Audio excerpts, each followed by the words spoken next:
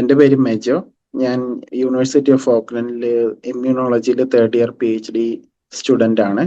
എൻ്റെ background basically ഞാൻ ഇന്ത്യയിൽ നിന്നാണ് B.Pharm M.Pharm കഴിഞ്ഞത്.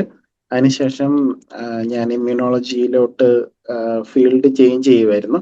ഞാൻ ആ ഒരു സംഭവം റെക്കമെൻഡ് ചെയ്യുന്നില്ല, സ്ട്രീം ചേഞ്ച്. പക്ഷേ നിങ്ങൾക്ക് ഇൻട്രസ്റ്റ് ഉണ്ടെങ്കിൽ, നിങ്ങൾക്ക് ഏത് ഫീൽഡിലോട്ടാണ് മാറണം എന്നുണ്ടെങ്കിൽ മാറുന്നത് നല്ലതായിരിക്കും. അതിൻ്റെതായ പോസിറ്റീവും നെഗറ്റീവും ആയിട്ടുള്ള കാര്യങ്ങളുണ്ട്.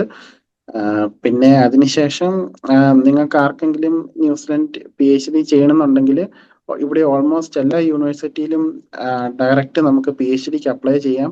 ഏത് മാസം വേണമെങ്കിലും മിക്ക യൂണിവേഴ്സിറ്റിയിലും അപ്ലൈ ചെയ്യാം. അങ്ങനെ പ്രത്യേകിച്ച് ഒരു ടൈം ലൈൻ ഇല്ല. അപ്പം ആ PhD ആപ്ലിക്കേഷനിൽ തന്നെ നമുക്ക് ഫണ്ടിങ്ങിന് വേണ്ടിയും ഡയറക്റ്റ് ആയിട്ട് അപ്ലൈ ചെയ്യാം. എല്ലാ മാസവും യൂണിവേഴ്സിറ്റി ഓഫ് ഓക്ലൻഡിൽ എല്ലാ മാസവും സ്ക്രീനിങ് ഉണ്ട്. ആ സിസ്റ്റം ഇതുവരെ മാറ്റിയിട്ടില്ല. മാറ്റുമെന്ന് ഞാൻ കേട്ടു.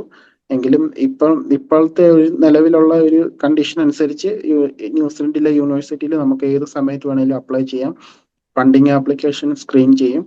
അതിനുശേഷം GPA സ്കോർ 7 എബവ് ഉണ്ടെങ്കിൽ PhD ചെയ്യാൻ എലിജിബിൾ ആണ്.